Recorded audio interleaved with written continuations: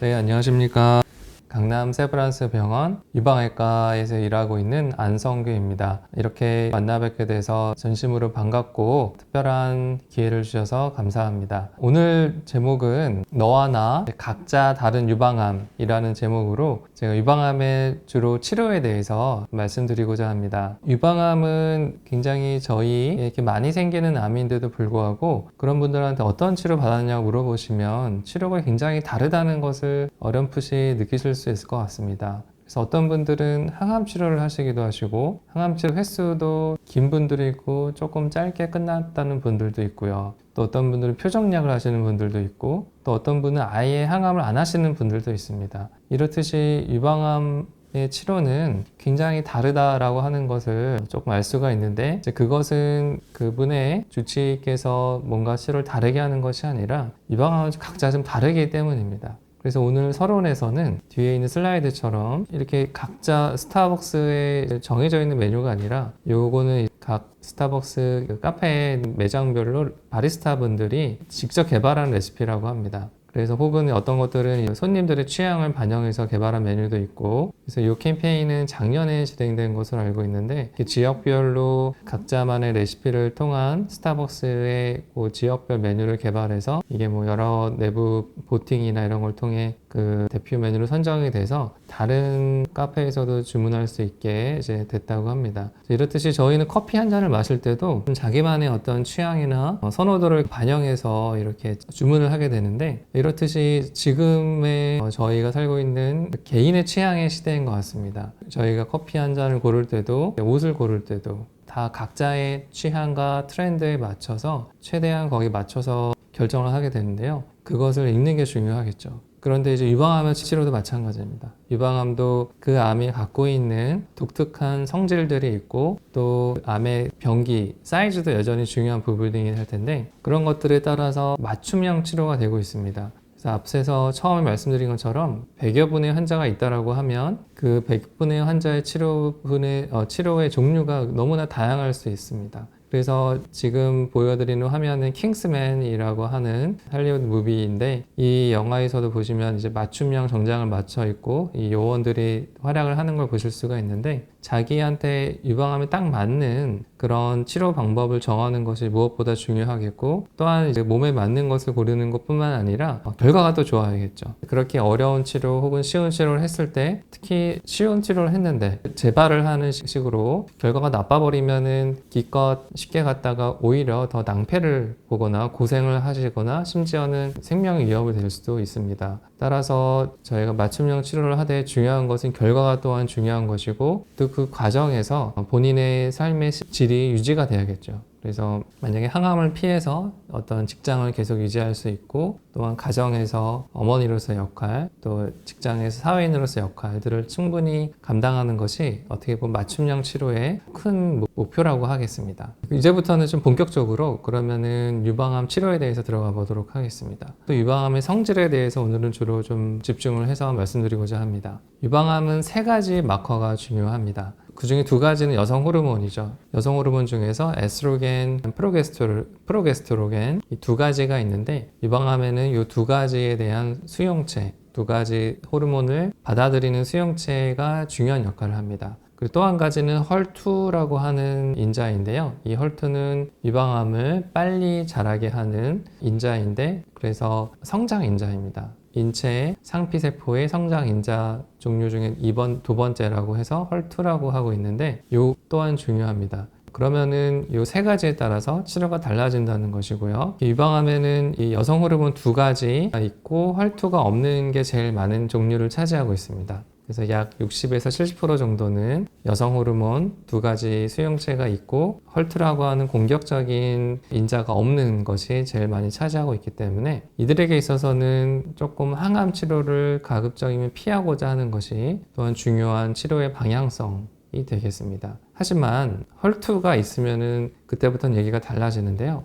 헐투는 유방암 중에서 한 20% 정도 그 표면에 세포막이 발현을 하고 있는데 이 헐투가 있으면은 유방암이 좀 빠르게 증식하게 되고 전이를 좀 초반부터 일으키게 됩니다. 따라서 헐투가 있으면은 항암 치료를 불가피하게 해야 되고요. 다행인 점은 헐투는 그거에 대한 표적약이 많은 약들이 개발되어 있기 때문에 표적약을 같이 병행할 수가 있습니다. 과거에는 헐투가 있으면 20% 정도 있는 헐투 유방암의 환자들의 예후가 좋지 않았습니다. 근데 그 과거라 하면은 벌써 21세기 들어오기 전 그때 90년대까지만 해도 헐투 유방암의 치료 성적은 불량했습니다. 그랬는데 이제 헐투에 대한 표적약이 나오면서 치료 성적이 급격하게 좋아지기 시작했고 지금 FDA에서 허가된 헐투 표적약 8가지가 있고요. 계속해서 새로운 약들이 개발되고 있고 조기 헐투 양성 유방암에서도 표적약 2가지가 뒤에서 말씀드리겠지만 사용되고 있습니다. 그래서 예전에 헐투가 있어서 재발도 잘 되고 전이도 잘 일으켰던 그 불량했던 헐투 양성 유방암은 지금은 치료가 잘 되고 아주 좋은 성적을 보이는 종류로 바뀌었습니다. 하지만 아직까지 치료 과정에서 항암 치료는 불가피하기 때문에 여전히 치료 과정은 험난하다고 할 수 있습니다.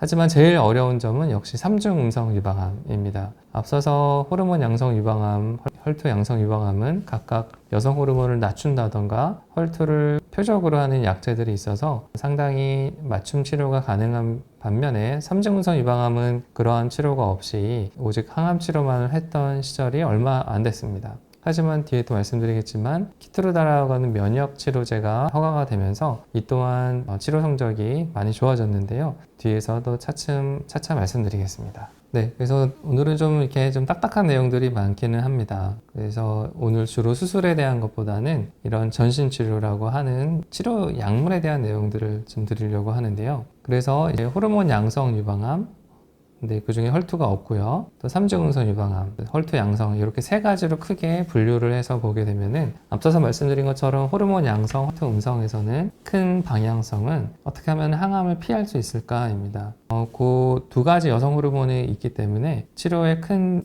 축은 그 호르몬을 억제하는 치료가 되겠습니다. 만약에 호르몬을 억제하는 것만으로도 암이 재발되지 않고 잘 관리할 수 있다면 사실 굳이 항암 치료를 할 필요가 없는 것이죠. 그래서 그러면 그 위험을 평가하게 되는데 여전히 중요한 거는 병기라고 하는 크기, 림프절 전이가 있냐 없냐 이런 것들로 따지게 되고요. 또 이제 조직학적 등급, 또 최근에는 온코타입 DX, 비시디스코 온코프리 같은 여러 가지 다중 유전자 검사 이런 것도 있습니다. 이런 걸 통해서 그 호르몬 양성 헐투 음성 유방암의 성질을 좀 평가해서 그 암이 좀 공격적이고 재발 위험이 있다라고 하면 항암 치료를 하게 되고요. 그렇게 성질이 순하다. 그래서 항호르몬 약으로도 충분히 관리할 수 있겠다라고 판단이 되면 항호르몬 치료가 메인이 되고 항암 치료는 불필요하게 됩니다. 그래서 주변에 계신 분들 중에서 초기에 발견됐거나 혹은 여러 가지 이런 검사들과 지표들을 통해서 착하다고 판단이 되는 암에서는 항암 없이도 먹는 항호르몬 약으로도 오랫동안 관리하시는 분들을 보실 수가 있겠습니다. 하지만 그럼에도 불구하고 재발의 위험이 높다라고 판정이 되거나 좀 공격적인 성질을 숨겨져 있다 라고 판정이 된 그런 호르몬 양성 암에 대해서는 여전히 항암 치료가 중요한 역할을 하게 됩니다. 그럼 가운데 있는 3중 유방암으로 한번 넘어가 보면 3중 음성 유방암 또 마찬가지로 헐투 양성 유방암은 조금이라도 크기가 크게 되면은 어차피 항암을 반드시 해야 됩니다. 그래서 이런 경우에는 항암 치료를 먼저 하게 되는데요. 먼저 하게 되면 저희가 얻게 되는 중요한 정보가 이분들의 절반 정도는 암이 다 사라지게 됩니다. 완전히 암에 눈이 녹듯이 눈사람이 올라프가 여름에 이제 눈이 녹아버리는 것처럼 다 사라져 버리는 그런 비율이 절반 이상이 됩니다. 치료 성적이 굉장히 좋아졌는데 3중 음성 유방암에서는 항암 치료가 기존에는 단독으로 항암 치료만 하게 됐고요. 헐투 양성 유방암에서는 항암 치료를 할 때 헐투 표적약 뒤에 말씀드리겠지만 헐세틴, 허즈모와 같은 헐투 표적약과 또 다른 퍼제타라고 하는 약을 같이 써서 이런 경우에도 암이 사라지는 비율이 50%가 넘게 됩니다. 그래서 이런 상황에서 여전히 호르몬 양성 헐투 음성 유방암에서는 특히 기수가 높거나 하는 분들은 꾸준한 재발을 하고 있었고 아까 말씀드린 것처럼 이분들이 전체 유방암 60에서 70%를 차지하고 있기 때문에 새로운 신약에 대한 그런 연구가 진행이 됐고요. 그것을 통해서 버제니오라고 하는 약제가 이런 고위험군의 호르몬 양성 헐투 음성 유방암에서 새로운 결과를 통해 승인을 받게 되었습니다. 그래서 이 약제의 사용을 통해서 특히 기수가 3기 후반이거나 좀 공격적이거나 특히 젊은 분들 이런 분들은 오랫동안 건강하게 지내셔야 되는데 이분들에 있어서 재발의 위험을 많이 낮춰줄 수 있게 되었습니다.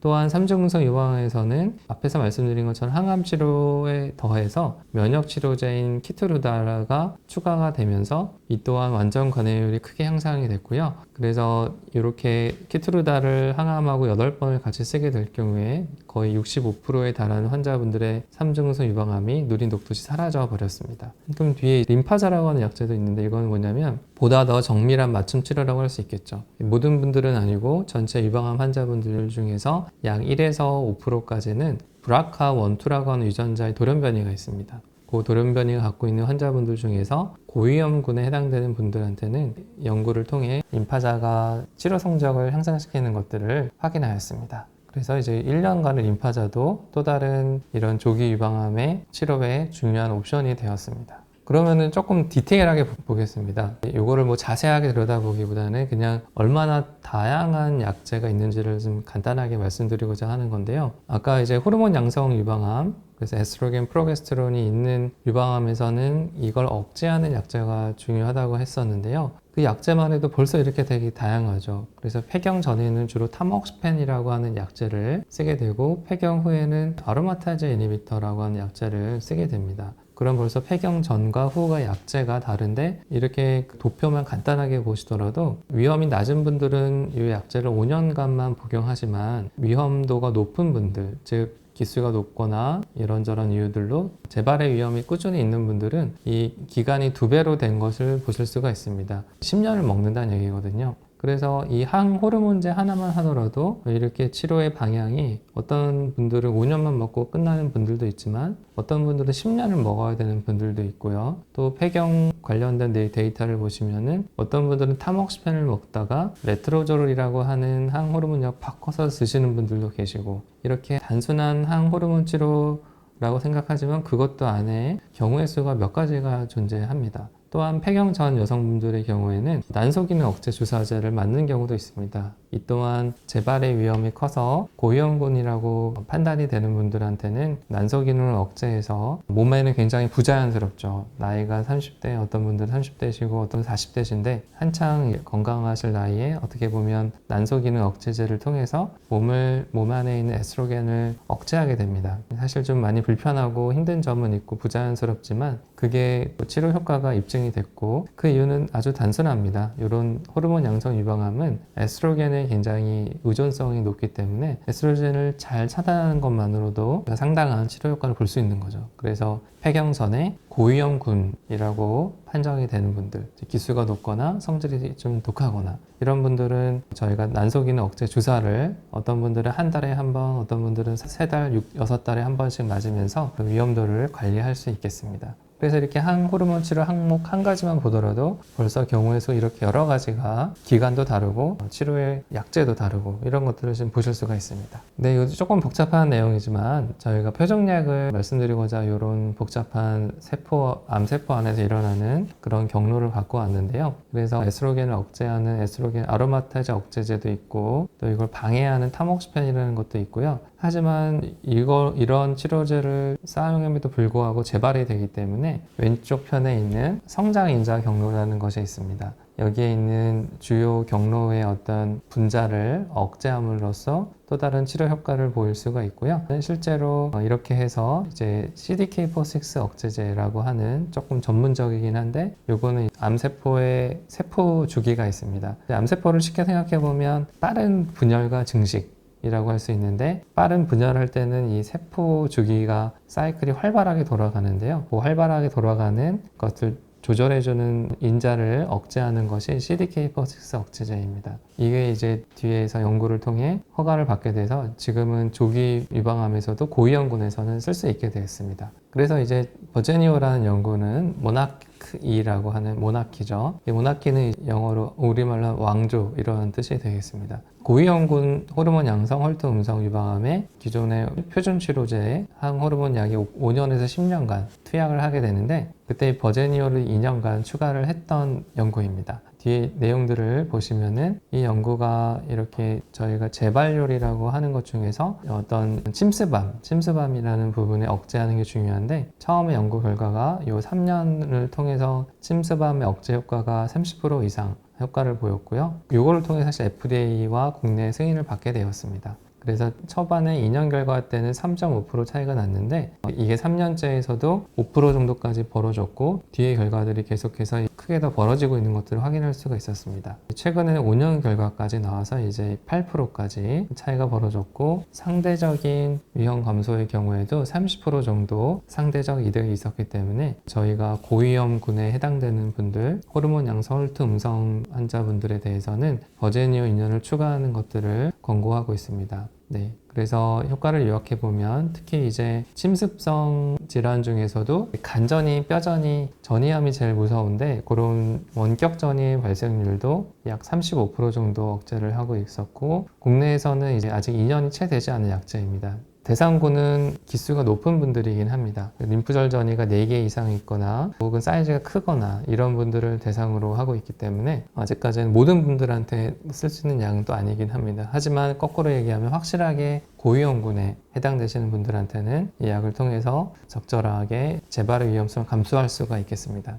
근데 한 가지 아쉬운 점은 이제 아직까지는 비급여이기 때문에 또 환자분들이 이제 본인 부담금이 높다는 점이죠. 그래서 2년간을 특히 다 쓰기 위해서는 상당히 경제적으로 어려운 부분이 있습니다. 향후에 이제 급여에 대한 노력들을 계속해서 하고 있는 부분들이 있고요. 또 이 약은 부작용도 좀 있기 때문에 관리를 잘 해야 되는데 설사와 같은 부작용도 있고 피로감 또한 있습니다. 그래서 이런 것들을 초반 한두 달 동안 몸에 좀 적응하는 과정이 필요하고요. 그런 과정들을 통해서 좀 몸에 잘 맞는 분들은 또 그 이후의 과정들은 쉽게 약을 투약하시는 분들이 많이 계시기 때문에 초반에 어려운 시기가 있을 때 그때 설사라든가 피로감을 잘 관리하는 것이 중요하겠습니다. 그래서 아까 이제 이런 항호르몬 치료, 그러니까 호르몬 수용체 양성, 음성 유방암에 들어간다고 했는데 고위험군의 분들은 이제 이 약물 치료가 10년으로 길고 젊은 분들은 여기다가 난소기능 억제제도 같이 사용하게 되는데 여기다가 또 아베마시클린, 이 버제니오라는 약까지 2년간 사용할 수 있게 된 거죠. 상당히 약이 이것만 딱 보시더라도 복잡하고 좀 이런 걸 느끼실 수가 있습니다. 하지만 이렇게 정말로 고위험군, 특히 이제 30, 40대 되셨는데 기수가 높다던가 항암 치료를 잘 끝냈지만 여전히 100세 시대이기 때문에 오랫동안 사시면서 재발의 위험성 있는 분들한테는 버제니오 역할이 중요할 수 있겠다. 이렇게 말씀드릴 수 있겠습니다. 그래서 오늘은 공부를 많이 하는 날인 것 같고요. 이제 좀 헐투라고 하는 것도 해보면 헐투는 유방암 세포의 표면에 존재하고 A형 중에서는 20% 정도에 해당되는 분들이 이 헐투가 세포막 표면에 존재합니다. 얘는 이렇게 신호를 잘 받아가지고요. 암세포를 빨리 자라게 하고 공격적인 성격을 띠게 되는데 특히 헐투가 여러 가지 다른 패밀리가 있습니다. 4가지가 있어서 헐1은 이제 EGFR이라고 해서 특히 폐암에도 중요한 암인데 이것들을 억제하는 약제인데요. 최초의 헐세틴이라는 약제가 개발이 됐고 이 약제는 이 헐투의 세포막 표면에 존재하는 도메인과 결합을 해서 암세포의 사멸도 유도할 뿐만 아니라 특히 저 꼬랑지 부분을 FC 부분이라고 하는데 항체거든요. 일종의 면역치료제인데 NK셀, T셀들 결합을 해서 이것들을 통한 사멸 효과도 거둘 수가 있습니다. 또 다른 조기 유방암에 쓰이는 약제는 퍼제타라고 하는 약제인데요. 퍼제타는 뒤에 그림에서 보이는 것처럼 이 헐2와 헐3와 같은 패밀리의 이들의 결합을 통한 강한 신호 전달을 차단하는 역할을 하게 됩니다. 뒤에 그림을 보여드리겠는데요. 이렇게 헐2와 헐3 혹은 헐2, 헐4 이런 애들이 서로 결합을 해서 되게 특이하죠. 유방암 세포는 이 표면에 있는 수용체들이 결합을 하면 암세포 안으로 강한 이제 분열에 대한 증식에 대한 시그널이 전달이 됩니다. 그렇기 때문에 이 헐2, 헐3 결합을 막는 게 중요할 수 있는데 그 역할을 하는 것이 바로 퍼제타라는 약제입니다. 그래서 쉽게 생각해보면 이 헐세틴 헐2에 붙고 헐트3의 결합을 억제하는 퍼제타를 같이 쓰게 되면 시너지가 날 수 있겠다는 것들은 충분히 기대해 볼 수 있었고 실제로 그랬습니다. 뿐만 아니라 현재 조기 유방암에서는 주로 이제 여기다가 TDM1이라고 하는 키사일라까지 허가를 받아서 이 TDM1은 이제 오른쪽에 있는 건데요. 그 헐세틴이라고 하는 항체에다가 페이로드라고 해서 항암제를 달아가지고 그 항암제가 표적 암세포에 대해서 아주 특이적으로 전달될 수 있도록 딱 거기에만 항암제가 전달될 수 있도록 하는 그런 약제입니다. 그래서 최근에 아주 많은 연구가 되고 있고 실제로 전이성 혹은 다른 암종에서도 놀라운 효과를 보이고 있는데 이것이 바로 항체 항암 접합 약물입니다. 최근에는 엔헐트라고 하는 약제가 여기 TDXD라고 하는 약제인데 전이성 유방암에서 2차 이상에서 허가를 받아서 많은 환자분들의 전이성 유방암의 관리를 돕고 있습니다. 이렇게 여러 가지 표적약들이 있고요. 이런 수많은 연구들을 통해서 아까 헐세틴이라고 하는 약제에다가 퍼제타를 추가함을 통해서 두 가지 약을 썼을 때 암이 사라지는 비율, 눈 녹듯이 사라지는 그 비율이 기존의 30-40%에서 60% 이상까지 올라갔습니다. 만약에 어떤 분이 유방암이 진단이 됐다. 근데 사이즈가 아주 조그만 것이 아니라 2cm 혹은 뭐 림프절 전이가 보인다. 이러면은 저희는 선행화학요법을 하게 되는데요. 그랬을 때 헐세틴만 썼을 때는 40% 정도만 완전 관해가 왔지만 여기다가 퍼제타를 추가하면 60%까지 암이 사라지기 때문에 굉장히 좋은 완전 관해의 상승을 가져왔고 따라서 당연히 퍼제타를 쓰게 됩니다. 아직까지는 퍼제타가 100% 급여는 아니고요. 본인 부담금이 30% 정도 존재하는 선별급여라는 것이고 국내에서 최초로 선별급여를 받은 약자가 되겠습니다. 그래서 헐투양성 유방암 환자분이 병원을 방문하게 되시면 여전히 중요한 것은 크기, 또 림프절 전이 여부입니다. 그래서 크기가 2cm가 넘거나 림프절 전이가 보인다. 이렇게 되면은 퍼제타를 포함한 선행화학요법을 통해서 완료가 된 다음에는 수술을 하게 되고 여기 PCR이라고 하는 것이 완전관해인데요. 완전관해가 오면은 그냥 쉬운 표적약만 이어가면 되시고 혹여 완전관해가 오지 않았다. 그러면 아까 TDM1이라고 하는 표적 항체 접합약물을 통해서 또 다른 치료를 이어가게 됩니다. 또 헐투가 양성 유방암이라고 해도 사이즈가 작을 수 있겠죠. 이런 경우 일단 수술을 하게 되고요. 최종 결과에서도 1cm가 전후에 아주 조그만 암이다 라고 하면 이중 표적약이 아니라 그냥 헐세틴만 해도 되고요. 하지만 항암제는 아직까지는 필요합니다. 초반에 작은 줄 알고 수술을 했는데 어떤 경우에는 했더니 기수가 2기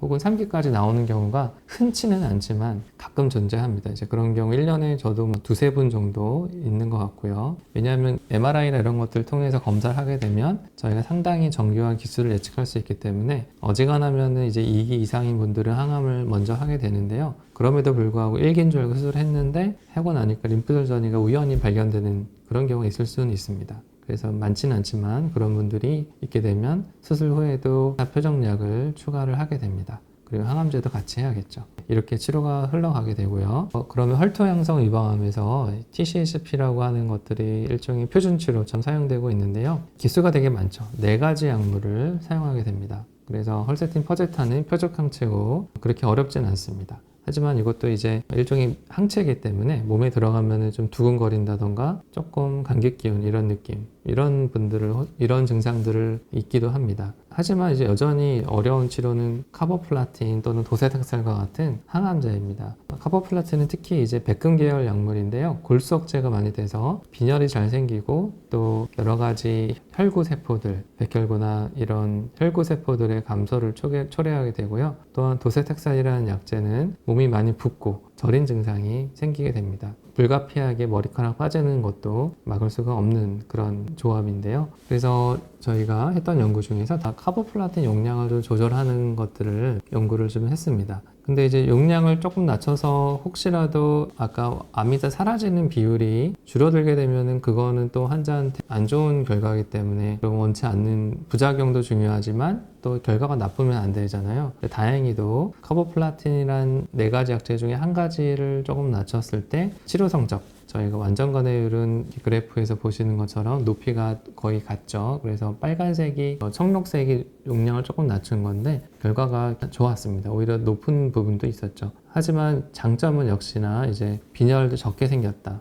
전체적으로 환자들이 좀 좋았다라는 걸 알 수가 있었기 때문에 저희가 이런 헐양성 유방암에서 항암제를 할 때 카보플라틴이라고 하는 백금 계열의 항암제 용량을 살짝 낮추더라도 부작용은 줄어들고 치료 성적은 거의 같다. 라고 이런 결론을 통해서 실제로 저희가 조금 낮춰서 환자분들 조금 편하게 갈 수 있도록 하고 있습니다. 그러면은 이제 이렇게 성적이 되게 좋아서 안심할 수 있느냐? 근데 거꾸로 생각해 보면 이런 퍼제타라는 약제를 통해서 60%까지 유방암이 사라졌는데 헐투 양성 유방암이요. 근데 40%는 여전히 암이 남아있다는 얘기고 센 약을 썼음에도 불구하고 남아있는 40%는 좀 위험할 수도 있다. 재발의 위험이 크지 않을까 생각해 볼 수가 있고요. 이분들을 돕기 위한 연구가 바로 다음에 소개드릴 캐더린 연구입니다. 그래서 이 캐서린 연구에서는 이렇게 선행화학을 했음에도 불구하고 암이 여전히 남아있는 분들을 대상으로 해서 아까 이제 캐사일라라고 하는 TDM1이라는 약제랑 헐세틴을 비교했던 연구이고요. 이 연구가 이제 결과가 잘 나왔습니다. 가장 최근에 작년 12월 달에 거의 7년 결과까지 나왔는데요. 보시면은 두 그룹 간의 차이가 재발률의 차이가 무려 13%까지 차이가 나기 때문에 특히나 이런 재발 차이뿐만 아니라 생존율의 차이도 거의 5%에 가깝게 났습니다. 즉 사망률도 이렇게 크게 개선시켰기 때문에 아주 좋은 연구 결과를 저희가 확인할 수가 있었고, 그래서 국내에서도 이렇게 헐트 표적약을 포함해서 6주기 이상 했는데도 불구하고 암이 남아있다 라고 하면은 캐사일라는 약제를 쓸 수 있게 되었고요. 또 이 약제는 다행히도 급여가 됩니다. 특별하게 부작용이 다소 있긴 하지만 저희는 치료 성적을 향상시킬 수가 있고요. 제가 관련해서 이제 실제로 인터뷰했던 그런 기사를 가져왔습니다. 네. 그래서 이제 이렇게 다시 아까 보여드렸던 슬라이드인데요. 헐트 형성 유방암에서는 선행요법을 조금 고위험군에서는 하게 되는데 사이즈가 좀 크거나 림프절 전이가 있거나 이래서 만약에 완전 간해가 오지 않았다라고 하면은 캐사일라는 약제를 쓰게 됩니다. 벌써 헐트 양성도 치료가 굉장히 많은 경우의 수가 생겼다는 것을 알 수가 있습니다.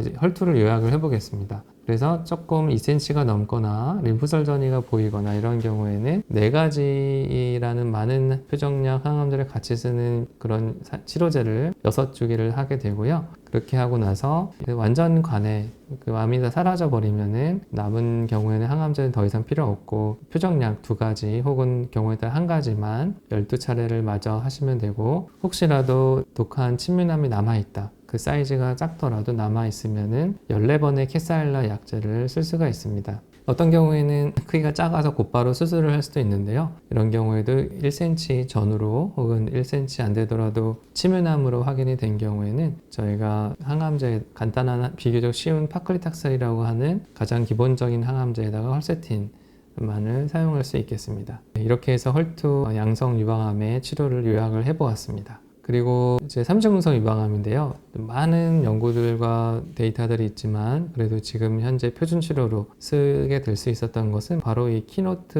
522번 연구입니다. 이 연구에서는 아주 강력한 항암제 조합에다가 키트루다라고 하는 약제를 수술 전에 8번, 수술 후에 9번 추가했던 연구인데요. 이 데이터를 통해서 저희가 키트루다를 현재 조기 3중 음성 유방암에서는 사용을 하고 있습니다. 연구에서 전체적으로는 65% 정도 되는 분들이 이제 유방암이 사라졌고, 기존의 항암제에서는 50% 정도였었는데 결과는 더 좋아졌습니다. 결과를 보시면 한국 분들에 있어서도 키트루다를 추가했을 때 완전 간해되는 비율이 70% 가까이 되거든요. 68%이기 때문에 전 세계적인 데이터에 비해서도 좋으면 좋았지 나쁠 게 없다라는 것을 쉽게 보실 수가 있습니다. 그래서 이런 생존율의 차이에 있어서도 특히나 유방암이 사라지면은 굉장히 좋다고 말씀드렸는데요. 그래서 이 데이터를 보시면은요, 전체적으로 키트루다를 사용했던 환자분들은 85%의 재발이 없이 건강하게 지내셨는데 한국 분들은 더 좋았습니다. 그래서